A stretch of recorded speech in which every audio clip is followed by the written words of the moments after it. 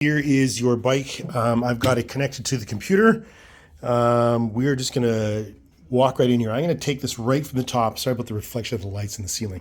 Take this right from the top so that you can watch the whole process. But here we are. We click on Yamaha.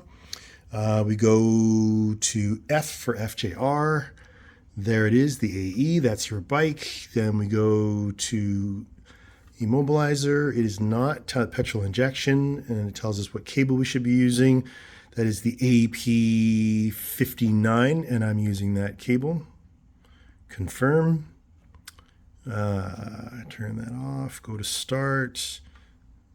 Sorry. Start that over again. Okay, establishing connection. It's going to do this. Wipe off the screens here. Okay, here's the next step. So it says turn on the instrument panel. Turn the key on. Hit the kill switch to run. Press confirm. Wait a couple seconds here. Again, sorry about the reflections here. I'm not much of a cameraman. I'm more of a bike mechanic. Recognizing wait 30 seconds. EC recognition, and you can see it is now scrolling through as it is making a connection through the bike. Turn off the instrument panel to confirm. Press confirm. This is the process of talking to an FJR. Wait for 30 seconds. Blah, blah, blah, blah, blah. And this reflection's so bad. Is that? No. Okay, well, we'll just have to make do. Dooby-dooby-dooby-doo. Okay. Turn back on.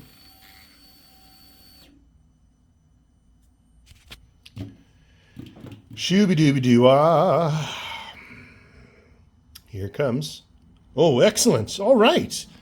This is really good. You have one engine stall memorized. Otherwise, you have no other faults.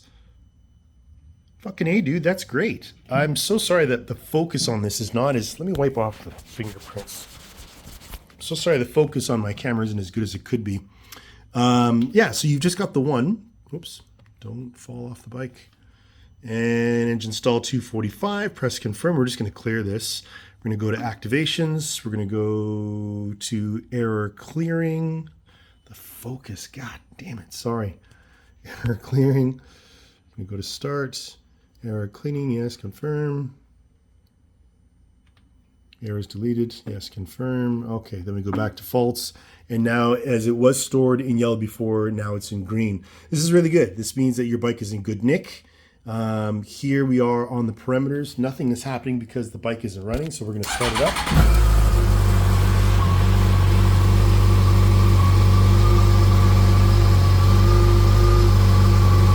There's your engine RPM. There's your battery voltage. Sorry, the battery voltage there. Oops. In blue. Sorry, in blue. Looking really good. Throttle position sensor, acceleration sensor, voltages, etc. Everything's really looking good here.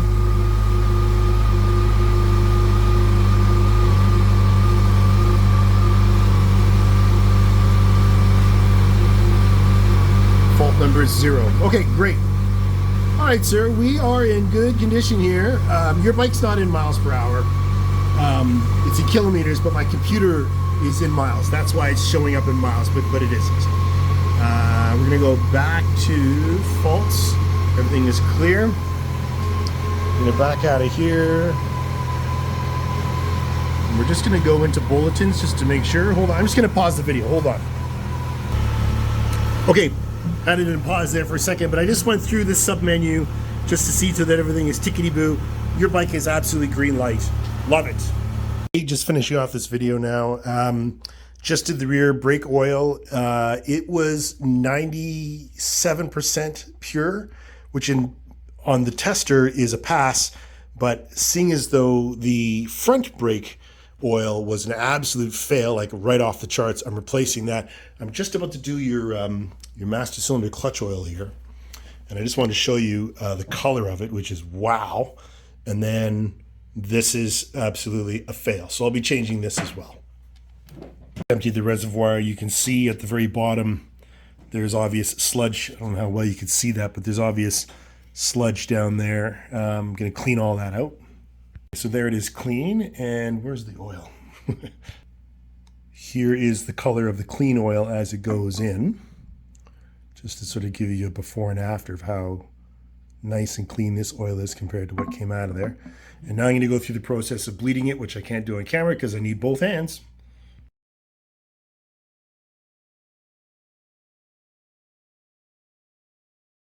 Okay, Larry, continuation of the video for you on your bike. Before I put it up, we just talked on the phone.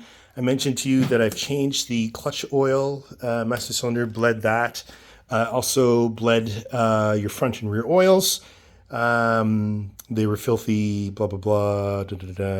I'm sort of saying things over and over again. Hook your bike up to the computer. You already know about that. Sorry, man, this is me talking or thinking out loud about everything that I've done through the bike. While I've got this bike down, I just wanted to mention to you that you've got a few things that are sort of rolling around in here loose. I'm not sure you can see just down in here. There's a screwdriver tip. Get that guy out of there. There's that. And then you've got this lube here. I'm not sure what you need it for. This bike is shaft drive, so there's no need to lube the chain, but you've got that. You got a pair of Allen keys here, also just, hanging around. And down in here, you can see that there's a pair of pliers down here, broken. This is, I'm going to pan back here, broken. It's 1/2. It is a little bit wedged in there, but anyway, I want to mention to you to potentially watch out for this kind of thing. It's always good, of course, to have tools on the trip for the unexpected. And I guess the other half is like way down in there. It's always good to have tools for the unexpected, but it's not very good to have them, of course, sliding around underneath the bike where they could potentially interfere. That's really stuck. Interfere with components of the bike, thus producing false readings, etc., etc. All right, I'll fish this out when I'm off camera, but there we go. Got it. Yeah, there's the other half of your pliers. And yeah, there's a fastener right here. You can see that guy just hiding right there. Pull that out. Oh, that's the fastener for the pliers.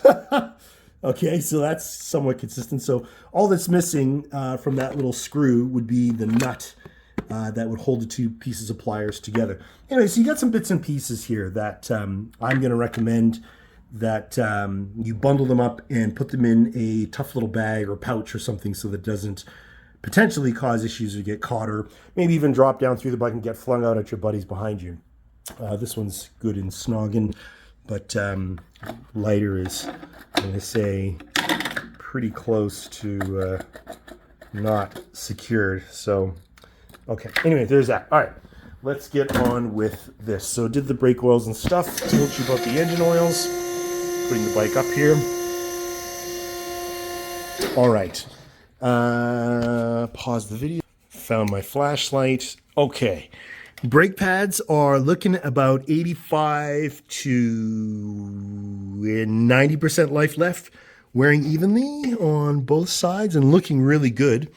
Your front tire, however, this little patch right here, flashlight is tapping on it. This is the wear bar for your tire. And that wear bar is indicating that this tire in the middle is worn out. These tires are 8 years old. This is a 2015, and this is the stock tire, the Battle Axe that came with it. This is the 023, and this is actually a pretty good tire. But in my opinion, the tire that you want to replace this tire with, get out your pen and paper, or I guess you could just pause it right here at 3 minutes and 56 seconds in the video, is the Michelin Pilot Power Road 6 GT. These are very expensive tires, but oh my God, are they amazing. I'm saying this because when I owned my FJR, I took these tires off immediately, put the Road 6s on, and had huge smiles and fantastic traction and great mileage out of those tires for the entire duration of the time that I owned it. Just a couple of years, but boy, was it amazing. Michelin Pilot Power Road 6 GT. Okay, sir. On with everything else. Do. All right. Change the oil. This is your oil filter. It was changed in May of 2023. That number there, 23829, is the mileage that your bike should reflect before your next oil change. Speaking of oil, with the flashlight, there it is, nice and clean in the window, and the window's a little dusty. But there's the oil sitting pretty, looking good.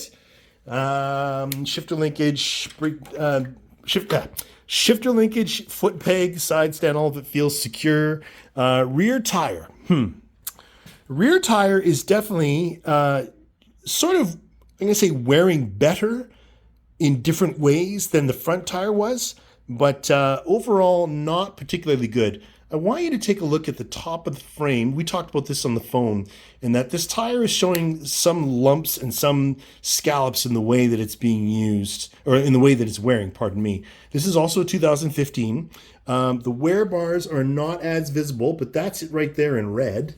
Not clear there, and there it is right there.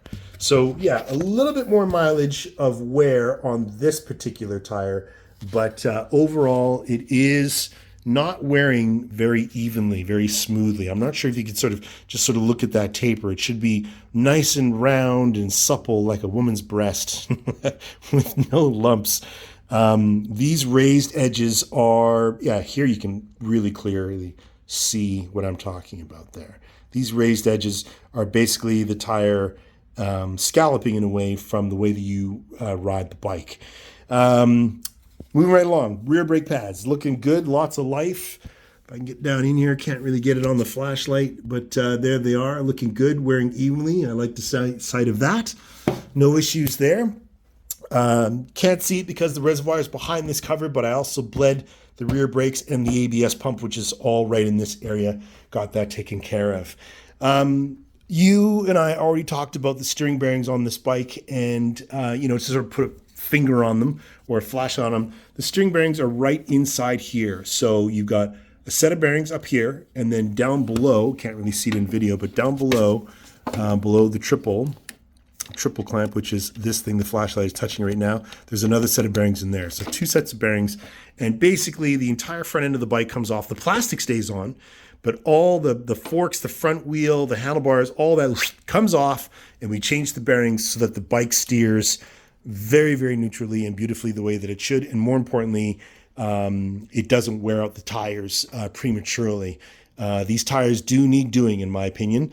I think you've got some mileage left on them, but not a lot. And when you do get the new tires put on, maybe speak to that technician about having the bearings done. I'm happy to do them for you, but I understand you're going on a big trip, so it might have to be done by somebody else at a later time.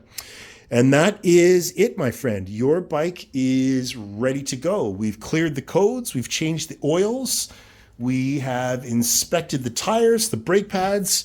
There's the mileage written on the filter. Yeah. Lights, camera, action. I can't think of a rhyme. All right, sir. Talk to you later.